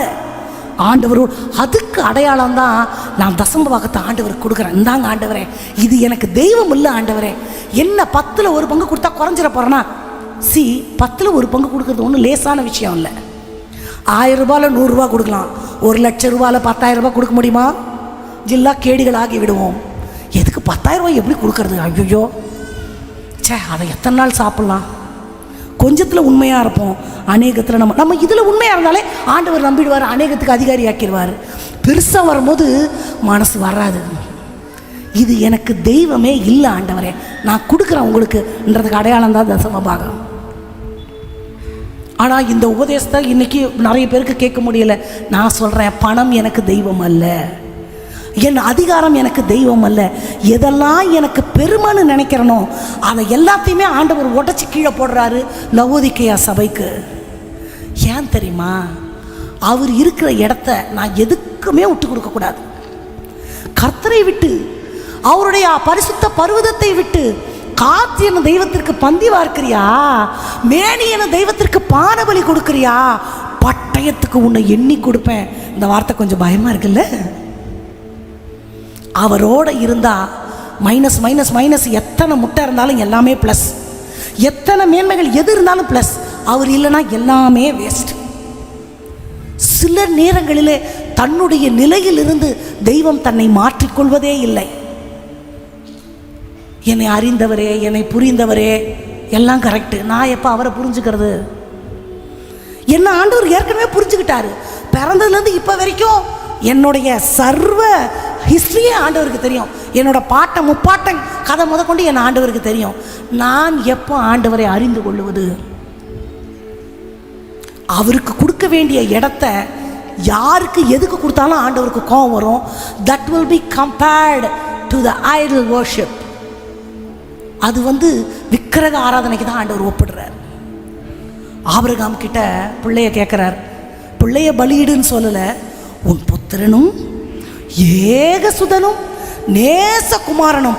ஏன் அப்படி அவன் கொஞ்சிற வார்த்தையெல்லாம் இவர் சொல்லிக்கிட்டு இருக்கிறாரு? அங்கே கொஞ்சிக்கிட்டே இருந்திருப்பாரு. என் புத்திரனே, என் ஏகசுதனே, என் நேசகுமாரனே, செல்லக்குட்டி, சாமி, டேய் சாமி இங்கே இருக்கேன்டா, அவன் இல்லை. அப்படி ஒரு பொசசிவ் வந்திருக்கும் ஆண்டவருக்கு. ஏன் எனக்கு கொடுக்கறத நீ அங்கே கொடுத்துக்கிட்டு இருக்கிறியா? பலியிடு. ஏசப்பா 90 வருஷமா 95 வருஷமா நான் காத்துக்கிட்டு இருந்த ஆசீர்வாதம், ஆஃப்கோர்ஸ். வாக்குத்தத்தம் பண்ணப்பட்ட பிள்ளை, ஆஃப்கோர்ஸ். இது உங்க சத்தமே இல்லை, கூடு. ஏன் தெரியுமா? எனக்கு கொடுக்கற வேண்டிய பாசத்தை அங்கே பங்கு போட்டியா நீயே? வைக்கிறான் பாரு ஆப். அதுதான் ஆண்டவருடைய மைண்டு. உலக பிரகாரமான ஆசீர்வாதங்கள் எல்லாமே ஆண்டவர் கொடுக்கறது தான். நன்மையான எந்த ஈவும் பூரணமான எந்த வரமும் ஜோதிகளின் பிதாவின் இடத்திலிருந்து தான் வருது. ஆண்டவர் நினைக்காம எந்த மனுஷனும் ஆசீர்வதிக்கப்பட முடியாது. ஆனால் எண்ணிக்கிட்டே கணக்கு பார்த்துக்கிட்டே பானபலி காத்துக்கும் மேனிக்கும் வார்த்தோம். ஆலயமாகிய பர்வதத்தை விடக்கூடாது, கர்த்தரை விடக்கூடாது. 5 விதமான குற்றச்சாட்டுகளை அந்த லவோதிக்கேயா சபையின் மீது ஆண்டவர் வைக்கிறார் என்று பார்த்தோம். முதல் சொன்னேன், நான் யாருடையவன் என்றதே சந்தேகம். சர்ச்சுக்குள்ளே தான் இருக்கிறேன், ஆண்டவரோட தான் இருக்கிறேன், ஆனால் ஆண்டவர் இல்லை. நானும் நம்பிக்கிட்டே ஒரு இல்யூஷனுக்குள்ளே வாழ்ந்துட்டு இருக்கிறேனா? ஐ எம் பிலாங்ஸ் டு ஹோம் அப்படின்ற கொஸ்டின், ஒரு பெரிய கொஸ்டின் இருதயத்துக்குள்ளே ஆண்டவர் பிள்ளைக்கு எப்பவுமே இருக்கணும். நான் இந்த உலகத்தில் தான் வாழ்கிறேன், ஆனால் இந்த உலகத்துக்குரியவன் அல்ல. எல்லா மிருகமும் 4 காலில் பூமியை பார்த்துக்கிட்டு தான் நடக்குது. ஊர்வனை பறக்கிறது கூட மேலே பறந்தாலும் பூமியை பார்த்துக்கிட்டு தானே பறக்குது. எல்லாம் பூமியில் ஊர்ந்துக்கிட்டு இருக்குது. ஆனால் இந்த மனுஷன் மட்டும் இப்படி வேர்ட்டிக்கலாக கால் மட்டும்தான் தரையில் இருக்கும். எவ்வளோ ஹைட்டாக இருந்தாலும் பேலன்ஸ் பண்ணி ஏன் தரமாக நடக்கிறான்? ஏதோ பூமியில் இருக்கிறான், but I am belongs to God. அதை காண்பிக்கிறதுக்கு தான் மனுஷனை மட்டும் ஆண்டவர் 4 காலில் படைக்காமல் 2 காலில் படைச்சிருக்கிறார். So I need in understanding. எப்போவுமே அந்த கொஸ்டின் என் மனசுக்குள்ளே இருக்கணும். நான் யாருக்கு சொந்தமானவள்? ஆண்டவருக்கு. பொசஷன்லேயே ப்ராப்ளம் வந்துருச்சுன்னா ஒன்றுமே செய்ய முடியாது. 2வது நான் சொன்னேன், ஒரு அசால்ட்டான ஒரு லெதர்ஜிக்கான வாழ்க்கை இருக்குன்னா நான் ஆண்டவர் அந்த அந்த தப்பை ஆண்டவரால் டைஜஸ்ட் பண்ணிக்கவே முடியாது. அனலாயிருங்கள், நீங்கள் ஆவியில் அனலாயிருக்க அழைக்கப்பட்டவர்கள். நேச்சராகவே ஹியூமன் சூடாக வாழறதுக்கு தான் படைப்பு. குளிரான பிரதேசங்களில் வாழ்கிறவங்க ஷொட்டர் ஜர்க்கினெல்லாம் போட்டு தங்களை வார்ம் பண்ணிக்கிறாங்க. அதுக்கேற்ற மாதிரி உணவுகளை உட்கொண்டு தான் அவங்களால வாழ முடியும். நம்ம ஒன்றும் பனிக்கரடி கிடையாது. அப்போது மனித உடம்பையே ஆண்டவர் உஷ்ணத்துக்கு ஏற்ற மாதிரி தான் படைத்திருக்கிறார். பகலுக்குரியவன்னு தான் ஆண்டவர் நம்மளை சொல்கிறார், வெளிச்சத்துக்குரியவன்னு தான் ஆண்டவர் நம்மளை சொல்கிறார். அப்போ ஆவிக்குரிய வாழ்க்கையிலையும் நான் அனலாக தான் இருக்கணும். அதெல்லாம் எங்கள் வீட்டு அம்மா ஜெபிப்பாங்க, நான் சும்மா இருந்தால் பரவாயில்ல. எங்கள் ஐயா ஜெபிச்சுக்கிறாரு, அந்த ஜெபம் எனக்கு இந்த கதையெல்லாம் இனியெல்லாம் செல்லாது. Each one of us called to be called to stand with God. ஆண்டவரோட நடக்க, அனலாக நடக்க, ஆண்டவரோட வாழ, அக்கினியுள்ள வாழ்க்கைக்காக ஒவ்வொருவரும் அழைக்கப்பட்டு இருக்கிறோம். அந்த குற்றச்சாட்டு பொறுக்க முடியாது. ஆண்டவர் அப்புறம் எதெல்லாம் லவோதிக்கேயாக்கு மேன்மை பெருமையோ, உன் பெருமை உன் கொம்பு எல்லாத்தையும் நீ இறக்கி வை, அது எல்லாம் என் பார்வையில் செல்லா காசுன்னு ஆண்டவர் சொல்கிறார். உலக பிரகாரமான ஐஸ்வர்யத்திற்காக இன்றைக்கு ஐஸ்வர்யம் ஐஸ்வர்யம் செழிப்பு செழிப்பு ஆண்டவர் தராரு, நான் இல்லைன்னே சொல்லவே இல்லையே. ஆனால் அதை வச்சுக்கிட்டு என்ன பண்ண போகிறோம்? அதை அள்ளிட்டு பரலோகத்துக்கு போக போகிறோம். அந்த நாள் மிக சமீபமே, சுத்தர்கள் யாவரும் சேர்ந்திடவே, தேவை காலம் வானில் முழங்க, தேவாதி தேவனை சந்திப்போமே. ஒரு சத்தம் கேட்கும், எக்கால சத்தம். எல்லாத்தையும் விட்டுட்டு போக தான் போகிறோம். இந்த உலகத்தில் தான் அதெல்லாம். அதே மாதிரி பாடு உபத்திரவத்தையும் ரொம்பலாம் கவலைப்படாதீங்க, இங்கே வாழ்கிற வரைக்கும் தான். இவ்வுலக பாடு என்னை என்ன செய்திடும், அவ்வுலக வாழ்வை காண காத்திருக்கின்றேன். இந்த உலக வாழ்க்கை. ஆனால் இங்கே இருக்கும் போதே நான் ஐஸ்வர்யவானா இருக்கணும். அவருக்குள்ள பரலோகத்தில் பொக்கிஷங்களை நான் சேர்க்கணும். சபைக்குள்ள ஒரு சகோதரன் சகோதரியாக மட்டும் இல்லை, அடுத்த லெவலுக்கு நான் ஊழியக்காரனாக அறிமுகமாக்கப்படணும். அந்த ப்ரேயர் நடத்துவாங்கல்ல அந்த பிரதர், அந்த ஜெபம் நடத்துகிறாங்கல்ல அந்த சிஸ்டர், எந்த ஒரு அடுத்த நிலைமைக்கு வராமல் உலக பிரகாரமான ஐஸ்வர்யத்தை பார்த்து எனக்கு ஆண்டவர் வீடு கொடுத்துட்டார், கார் கொடுத்துட்டார், அவ்வளோதான் I am standing on the line of God அப்படின்னு நான் கால்குலேட் பண்ணவே முடியாது. அது எல்லாம் ஒன்றுமே கொண்டே போக முடியாது. 10 கார் இருந்தாலும் ஒரு காரில் தான் போக முடியும். 100 சேரீ இருந்தாலும் ஒன்று தான் கட்ட முடியும். எத்தனை வேணால் வீடு இருக்கட்டும், ஒரு வீட்டில் தான் குடியிருக்க முடியும். இதெல்லாம் ஒன்றுமே செய்ய போகிறதில்ல. எனக்கு ஒரு திசை இருக்கிறது, நான் நோக்கும் ஒரு நோக்கம், எனக்கு ஒரு டார்கெட் இருக்குது. மேகம் போன்ற இத்தனை திரளான சாட்சிகள் என்னை சூழ்ந்திருக்கும் பொழுது பாரமான யாவற்றையும் தள்ளிவிட்டு விசுவாசத்தை துவக்குகிறவர் முடிக்கிறவர் அவரை பார்த்து நான் போகணும். இந்த இவ்வளோ குற்றச்சாட்டுகளை ஆண்டவர் சொன்னாலும் அதில் ஒரு அழகான வார்த்தை. 14வது வசனத்தை படிக்கலாமா? 3:19. நான் நேசிக்கிறவர்கள் எவர்களோ அவர்களை கடிந்து கொண்டு சிட்சிக்கிறேன். வெளிப்படுத்தல் 3:19. ஆண்டவர் இவ்வளோ குற்றச்சாட்டுகள், 5 விதமான குற்றச்சாட்டுகளை சொல்கிறாரு. நீ தரித்திரன் சொல்கிறாரு, குருடன்னு சொல்கிறாரு, நிர்வாணி சொல்கிறாரு. அது எல்லாமே அவங்களுக்கு கான்ட்ரடிக்டாக தான் அவங்க லைஃப்பில் இருக்குது. But nothing will be considered in spiritual realm. ஆனால் நீ அனலும் இல்லை குளிரும் இல்லை இப்படி இருந்தினா எனக்கு வாந்தி வருது உன்னை பார்த்தா. You are not at all belongs to me. நான் இவ்வளோ ரத்தத்தை சிந்தி இவ்வளோ உபத்திரவப்பட்டு ஜீவனை கொடுத்து உன்னை சம்பாரிச்சு வச்சேன். ஆனால் நீ என்கிட்ட இல்லை. நீ என்னோட மனைவி, ஆனால் நீ இன்னொருத்தர் கூட போயிட்ட. அதுதானே அர்த்தம். கேட்குறதுக்கு அசிங்கமாக இருந்தாலும் நீ சோரம் போயிட்ட. அவ்வளோ புலம்பிட்டு கடைசியில் ஃபைனல் டச் என்ன தெரியுமா சொல்கிறாரு? நான் நேசிக்கிறவர்களை நான் சிட்சிக்கிறேன். இவ்வளோ பண்ண பிறகும் நேசிக்க முடியுமா ஏசப்பா? Yes, still I love you. கடிந்து கொள்றதுனா திட்டுறது, சிட்சிக்கிறதுனா அடிக்கிறது. இப்போ நான் கடிஞ்சு கொள்கிறேன், அடுத்து நான் பெரம்போட வருவேன். பெரம்பு கூட பரவாயில்ல, பட்டயத்தோடு வந்தால் நோ மோர், சாப்டரே முடிஞ்சு போயிடும். தெய்வத்தினுடைய கோபம் பற்றி எரிவதற்கு முன்பாக அவருடைய பாதங்களை நாம் முத்தம் செய்ய வேண்டும். இனி காலம் செல்லாது. ஆண்டுடைய பிள்ளைகளுடைய இருதயத்தில் வைக்கிற உலகத்து ஐஸ்வர்யங்கள் இருக்கட்டும். ஆண்டவருக்காக நான் என்ன செய்கிறேன்? ஆண்டவருடைய சன்னிதானத்தில் நான் யாராக இருக்கிறேன்? 20 வருஷத்துக்கு முன்னாடி வந்து அதே பிரதர் சிஸ்டர் அப்படியே தான் இருக்கிறோம். அடுத்து ஊழியம் என்ன பண்ணோம்? தீர்க்கதரிசியாக எழுமணுமா? ஊழியக்காரனாக எழுமணுமா?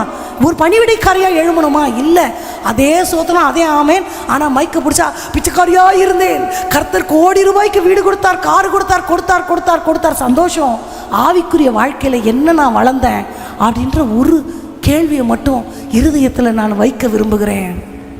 நம்புகிறவர்கள் ஆமாம் இந்த வார்த்தை எனக்கு தான் அப்படின்னு யோசிக்கிறோம்னா ஒரு நிமிஷம் கண்ண மூடி, ஆண்டவரே நான் அடுத்த நிலைக்கு போக விரும்புகிறேன். உலக ஆசீர்வாதம் எனக்கு போதும் ஆண்டவரே, எவ்வளோ நான் சாப்பிட்ற போகிறேன், போதும் ஆண்டவரே. எனக்கு மேன்மன்னு கொம்பு எங்கெல்லாம் இருக்கு, எதெல்லாம் எனக்கு பெருமைன்னு நினைக்கிறனோ அது எல்லாமே செல்லா காசுன்னு ஆண்டவர் சொல்கிறாரே. This is my calibre, this is my Splendor.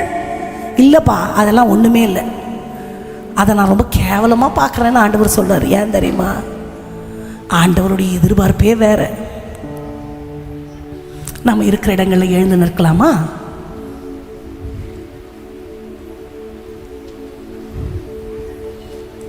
உங்க பிரசனம்தான் எனக்கு முகவரி, உங்க பிரசனம்தான் எனது தகுதி. ஒரு விளையாட்டான ஒரு கதை சொல்கிறேன். இது பைபிளில் எங்கே இருக்குன்னு யோசிக்கக்கூடாது. ஆண்டவர் எருசலேமில் பவனி போகிறார். ஒருவரும் ஏறிடாத ஒரு கழுதைக்குட்டியை கொண்டு வா. யாருமே ஏறாத கழுதைக்குட்டி யாருன்னா எட்டி உதைக்குமா உதைக்காதா? ஆனால் உதைக்கலை. அதுக்கு ஏதோ ஒரு அண்டர்ஸ்டாண்டிங். என் மேலே உட்காந்துக்கிறவர் ரொம்ப பெரிய உரிமை. ஏசப்பா ஏறி சங்குன்னு உட்காந்துட்டார். எல்லாம் துணியை விரிக்கிறாங்க, ஓலையை விரிக்கிறாங்க, குட்டி பசங்களாம் ஹே ஹே ஹே கத்துறாங்க, புய்யின்னு விசில் அடிக்கிறாங்க, ஹோசானா ஹோசானா, ஒரே குஷி. போயிட்டு வீட்டுக்கு வந்துருச்சு. வீட்டுக்கு வந்து கழுதை அவங்க அம்மா கிட்ட சொல்லிச்சு, மம்மி மம்மி. கழுதை எங்கே பேசுச்சுன்னு கேட்கக்கூடாது, பைபிளில் கழுதை பேசுச்சு இல்லை, என் கதையிலையும் பேசும் கழுதை. கழுதை பேசுச்சு. கழுதை சொல்லிச்சு, மம்மி மம்மி யூனோ நான் போனேன், எல்லாரும் துணியை விரிச்சாங்க, விசில் அடித்தாங்க, கத்துனாங்க, ஓலையெல்லாம் போட்டாங்க, ஹொசானா சொன்னாங்க. இஸ் இட் சொல்லிச்சு மம்மி. அடுத்த நாள் காலையில் ஏஞ்சி வேக வேகமாக கிளம்பி அதே ரோட்டில் போச்சு. யார்? குட்டி கழுதை.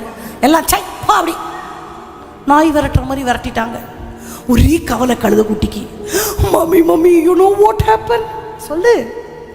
நேற்று போனால் எல்லாரும் சத்தம் போட்டாங்க, விசில் அடித்தாங்க, ஓலை போட்டாங்க, துணி போட்டாங்க. இன்னைக்கு போனால் விரட்டுறாங்க மம்மி. அட லூசு. மம்மி சொன்னாங்க, அட லூசு, ஏசப்பா உக்காந்தாதான் உனக்கு மரியாதை. ஏசப்பா உக்காரலன்னா உன்னை ஒரு மனுஷன் கூட மதிக்க மாட்டான். அன்னைக்கும் 4 காலில் தான் போனேன். அஃப்கோர்ஸ் அன்னைக்கும் இதே மூஞ்சி தான். எல்லாரும் கொண்டாடினாங்க. இன்னைக்கு கொண்டாடலையே, கொண்டாட மாட்டாங்க. ஆனால் மேலே உட்கார்றவரும் இல்லை. எனக்கு என்ன வேணா பெருமை இருக்கலாம், இருக்குன்னு சொல்லிக்க என்ன வேணா இருக்கலாம். nothing will be accepted in the sight of God. ஆண்டவர் இருந்தால் மட்டும்தான். இப்போ சொல்லாமா? கண்களை மூடி, உங்க பிரசன்னம் தான் எனக்கு முகவரி, உங்க பிரசன்னம் தான் எனது தகுதி. நீர் இல்லாமல் நான் இல்லையே, நீர் சொல்லாமல் உயர்வு இல்லையே, நீர் இல்லாமல் நான் இல்லையே, நீர் சொல்லாமல் உயர்வு இல்லையே. உங்க பிரசன்னம் தான் எனக்கு முகவரி, உங்க பிரசன்னம் தான் எனது தகுதி, உங்க பிரசன்னம் தான் எனது முகவரி, பிரசன்னம் தான் எனது தகுதி. ஆண்டவர் வைக்கிற குற்றச்சாட்டுகள் எனக்கானவை. நான் ஆண்டவரோட தான் இருக்கிறேனா? வெளிப்பார்வைக்கு அப்படி இருக்கிறேன். உண்மையில நான் ஆண்டவரோட இருக்கேனா? அனலா இருக்கேனா? அழைக்கப்பட்டேன் நான் அனலா இருக்கிறேனா? மந்த நிலையில இருக்கிறேனா? எல்லாருடைய பார்வையில் நான் ஐஸ்வர்யவான். உலகத்து பிரகாரம் ஆண்டவர் என்னை ஆசீர்வச்சிட்டார். ஆவிக்குரிய வாழ்க்கையில் நான் அடுத்த படிக்கு போனேன்னா அப்படியே 20 வருஷமா அதே விசுவாசியா இருக்கிறேனா? எவ்வளோ சீக்கிரம் நான் அடுத்த ஸ்டேஜுக்கு போறேன். அப்படியே இருக்க ஆண்டவர் என்னை அழைக்கலையே.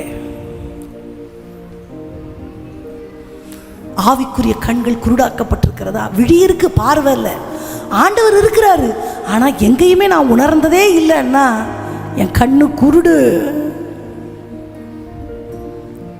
தனிப்பட்ட வாழ்க்கையில நான் யார்? ஆண்டவர் அலங்கரித்த அலங்காரத்தை எங்கெல்லாம் இழக்கிறனோ அங்கெல்லாம் நான் நிர்வாணி. ஆண்டவர் எனக்கு பரிசுத்த வாட்டின்னு ஒரு உடுப்பு கொடுத்துருக்கிறார், பரிசுத்த ஒரு அலங்காரம் கொடுத்துருக்கிறார். எல்லா பார்வையிலையும் என்னை பரிசுத்தவானா ஆண்டவர் நிலைநிறுத்தி இருக்கிறார். The place where I am losing, எங்கெல்லாம் அதை நான் இழக்கிறனோ, 4 செவருக்குள்ளையா, குடும்பத்துக்குள்ளையா, சூழ்நிலைக்குள்ளையா, எங்கெல்லாம் அந்த அலங்காரத்தை நான் இழக்கிறனோ அங்கெல்லாம் ஆண்டவருடைய விரல் என்னை நிர்வாணி என்று குற்றப்படுத்தும். அப்பாட்ட சொல்லுங்க, இந்த அலங்காரத்தை நான் இழக்கவே மாட்டேன், இந்த மேன்மையை நான் இழக்கவே மாட்டேன். நீங்க கொடுத்த இந்த பரிசுத்த அலங்காரம் என்னோட தனிப்பட்ட வாழ்க்கையில கூட இருக்கும்பா. இதுதான் எனக்கு முகவரி. விலை போகா என்னையும் மலைவேல் நிறுத்தி அழகு பார்ப்பதும் பிரசன்னமே. உங்க பிரசன்னம்தான் எனக்கு முகவரி, உங்க பிரசன்னம்தான் எனது தகுதி.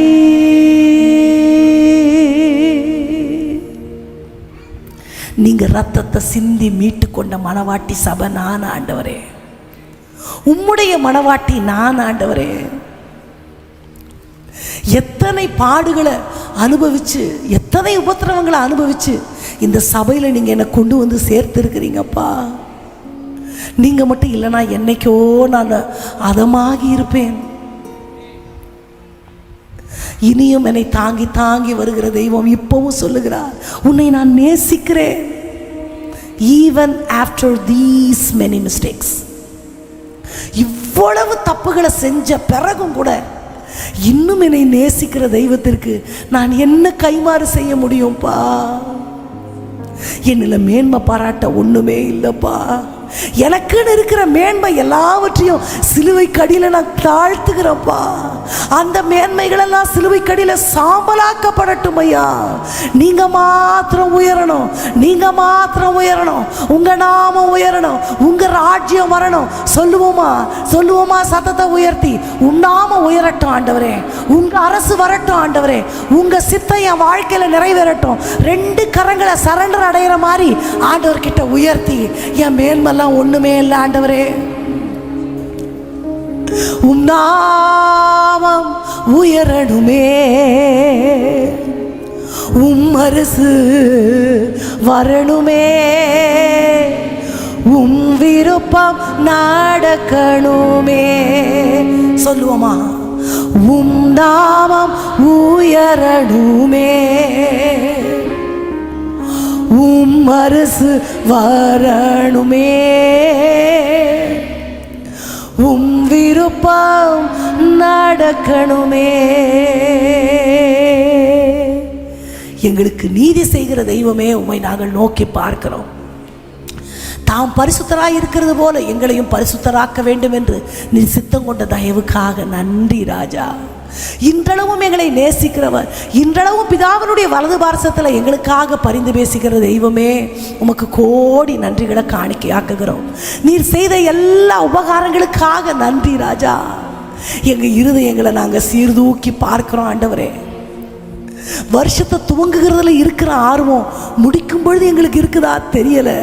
ஆனால் நீங்கள் அற்பமான ஆரம்பத்தை காட்டிலும் சம்பூர்ணம் அடையப்படுகிற முடிவுக்கு நீர் முக்கியத்துவம் கொடுக்கிறீரப்பா. இந்த வருஷம் சம்பூர்ணமாய் முடியட்டும் ஐயா. உமது பிள்ளைகள் ஆண்டவரே பாதைகள் நெய்யால் தோய்க்கப்பட்டவைகளாய் இருக்கட்டும் ஐயா. துன்பத்தை கண்ட வருஷங்களுக்கு சரியாய் மகிழ்ச்சி ஆக்குகிறவர் எங்கள் ஆவிக்குரிய வாழ்க்கையிலும் எங்கெல்லாம் நாங்கள் தோய்ந்து போனோமோ அங்கெல்லாம் எங்களை நீர் நிலைநிறுத்துவாராக, சீர்படுத்துவீராக, ஸ்திரப்படுத்துவீராக, உயிரிடைய செய்வீராக, தமது வல்லமை எங்கள் வாழ்க்கையில் விளங்க பண்ணுவீராக. எங்கெல்லாம் ஆவிக்குரிய வாழ்க்கையில் மரணமடைந்திருக்கிறோமோ அங்கெல்லாம் உமது வாக்குத்தத்தம் உரைக்கப்படுவதாக. உலர்ந்த எலும்புகளை உயிரிடைய செய்கிறதான தெய்வத்தினுடைய வல்லமை நிறைந்த வாக்குத்தத்தங்கள் எங்க வாழ்க்கையில உயிரடைய பண்ணட்டும் என்று நாங்கள் கேட்கிறோம் ஐயா. உம்மாலே செய்ய முடியாத அதிசயமான காரியம் எங்க வாழ்க்கையில ஒன்றுமே இல்லை ஆண்டவரே. திருக்கரத்தில் சமர்ப்பிக்கிறோம். எங்களோடு கூட இருங்க. ஒழுங்கின்மையும் வெறுமையுமாக்கப்பட்ட பூமியின் மேல நீர் அசைவாடி நீர் எல்லாம் நேர்த்தியாய் அமைந்தது ஆண்டவரே. எங்கள் வாழ்க்கையில் எங்கெல்லாம் சீர்குலைவுகள் இருக்கிறதோ தெய்வத்தினுடைய மறு சிருஷ்டிப்பு இந்த நாளிலேயே எங்கள் வாழ்க்கையில் ஆரம்பிக்கட்டும் என்று நாங்கள் ஜெபிக்கிறோம். அந்த புதிய வானம், அந்த புதிய பூமி பிள்ளைகளுக்காக வைக்கப்பட்டிருக்கிறதை தடுக்க ஒருவராலும் கூடாது ராஜா. உமது கிருபையின் கரத்தில் ஒப்பு கொடுக்கிறோம். ஆவியானவர் எங்களோடு இந்த வார்த்தைகள் என்றேக்கும் எங்கள் இருதயத்தில் அப்பா ஒலித்து கொண்டே இருக்கட்டும் ஐயா. தமது பரிபூர்ணமாக்கப்பட்ட சித்தம் இன்னதென்று அறிந்து கொள்ள எங்கள் மனம் புதிதாகட்டும் என்று ஜெபிக்கிறோம்ப்பா. உம் திருக்கரங்களில் ஒப்பு கொடுக்கிறோம். இயேசுவின் நாமத்தில் ஜெபத்தை ஏறெடுக்கிறோம் எங்கள் நல்ல பிதாவே. ஆமேன் ஆமேன். இன்றைக்கு தான் இந்த ஆலயத்திற்கு புதிதாக வந்திருக்கிறேன் என்று சொல்லுகிறவர்கள் உங்கள் கரங்களை உயர்த்தலாம். கர்த்தர் உங்களை ஆசீர்வதிப்பார். கர்த்தர் தமது முகத்தை உங்கள் மேல் பிரசன்னமாக்குவார். சபை மக்கள் போதகர் சார்பாக உங்களை வாழ்த்தி வரவேற்கிறோம். நீங்கள் வேறெந்த ஆவிக்குரிய சபைக்கும் போகாதவர்களாக இருந்தால் நீங்கள் தொடர்ந்து இந்த ஆலயத்துக்கு வாருங்கள். நாம் ஒரு பாடலை பாடும்பொழுது கர்த்தருக்கு காணிக்கை செலுத்துவோம். பின்பாக நம்ம ஜெபித்து இந்த ஆராதனையை நிறைவடையும். சீர்படுத்துவார், ஸ்திரப்படுத்துவார், பலப்படுத்தி நிலைநிறுத்துவார். எல்லாரும் சேர்ந்து ஆண்டவருடைய நாமத்தை மகிமைப்படுத்தலாம்.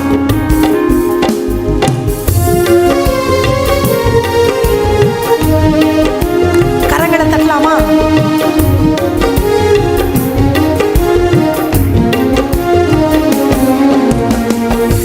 மேன்மையை தடுக்க நின்ற கூட்டங்கள் எல்லாமே தேவனுன் கூட என்று வணங்கி நிற்கும்.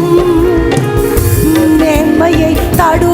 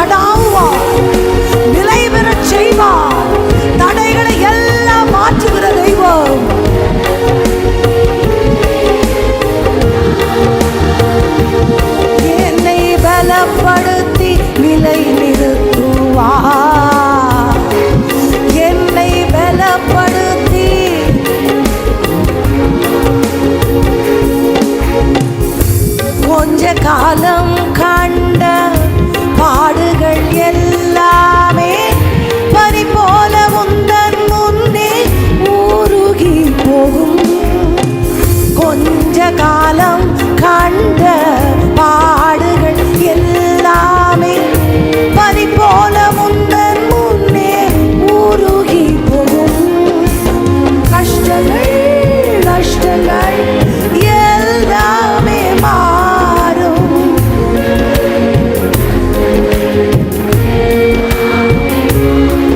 புது நன்மைகள் உன்னை சேரும். சீர்படுத்துவார் நன்மைகள். சொல்லுவோமா? ஓ சீர்படுத்துவார். எல்லாருமாய் சத்தத்தை உயர்த்தி என்னை பலப்படுத்துகிறவர், நிலை நிறுத்துகிறவர், சகாயம் பண்ணுகிறவர், நீதியின் வலது கரத்தினால் தாங்குகிற தேவன். இன்றைய நாளிலே எனக்கு திருமுழம் பற்றுகிறீர். கோணலானவைகளை செவையாக்குகிறவர். என்னை பலப்படுத்தி என்னை பலப்படுத்துகிற தெய்வமே நிலை நிறுத்துவார். அனைத்தையும் அதனதின் காலத்தில் நேர்த்தியாய் செய்கிற தெய்வமே உமக்கு கோடி நன்றிகள் ஆண்டவரே. உமக்கு காணிக்கை படைத்த உமது பிள்ளைகளுடைய இருதயங்கள் உமக்கு நேராய் இருக்கிறது. இன்றைய வார்த்தைகள் எனக்கு தான் ஆண்டவர் பேசினார்னு திறக்கப்பட்ட இருதயத்தோடு ஏற்றுக்கொள்கிற பிள்ளைகளின் மேலே உமது நீதியின் சூரியனாகிய நீர் உதயமாக வேண்டும் என்று நாங்கள் ஜெபிக்கிறோம்ப்பா. எங்கெல்லாம் இருள் இருக்கிறதோ அவைகளெல்லாம் ஆச்சரியமான ஒளியினிடத்திற்கு தேவனிடத்திற்கு திரும்பட்டும் என்று நாங்கள் ஜெபிக்கிறோம் ஐயா. இந்த வருஷத்தை நன்மையால் நீங்கள் முடிசூட்டணும் ஆண்டவரே. ஆவிக்குரிய வாழ்க்கையின் ஆசீர்வாதங்கள் மேலே வாஞ்சையுடையவர்களாய் தாகமுடையவர்களாய் அப்பா மேல் நோக்கு பார்வையுடையவர்களாய் ஆண்டவரே எங்கள் கண்களை அந்த தூர பார்வைக்கு நேராய் நீர் மாற்ற வேணுமாய் நாங்கள் ஜெபிக்கிறோம் கர்த்தாவே. அப்பா கபடற்ற உத்தம இஸ்ரவேலன்னு உமது வாயிலிருந்து பிறக்கிற மதுர வாக்கு எங்கள் இருதயங்களை சந்தோஷிப்பிக்கட்டும் என்று நாங்கள் ஜெபிக்கிறோம்ப்பா. அழைத்த அழைப்பின் நோக்கம் இன்னதென்று நாங்கள் அறிந்து கொள்ள எங்கள் சிந்தைகளை ஆண்டவர் தெளிவாக்க வேணுமாய் ஜெபிக்கிறேன். நீர் தந்த இந்த நாளுக்காக நன்றி. இன்று உமது பிள்ளைகளோடு இருங்க, பெரிய காரியங்களை செய்யுங்க, ஆசீர்வதிங்க. இயேசுவின் நாமத்தில் ஜெபத்தை ஏறெடுக்கிறோம் எங்கள் நல்ல தகப்பனே. ஆமேன் ஆமேன். என் ஆத்துமாவே கர்த்தரை ஸ்தோத்திரி, என் முழு உலகமே அவருடைய பரிசுத்த நாமத்தை ஸ்தோத்திரி. என் ஆத்துமாவே கர்த்தரை ஸ்தோத்திரி, கர்த்தர் செய்த சகல உபகாரங்களையும் மறவாதே. ஆமேன். கர்த்தராகிய இயேசு கிறிஸ்துவனுடைய கிருபை, பிதாவாகிய தேவனுடைய அன்பு, பரிசுத்த ஆவியானுடைய அந்யோன்ய ஐக்கியமும் சிநேகமும் பாதுகாவலும் இன்றும் என்றென்றும் உள்ள சதா காலங்களிலும் நம் அனைவரோடும் இருப்பதாக.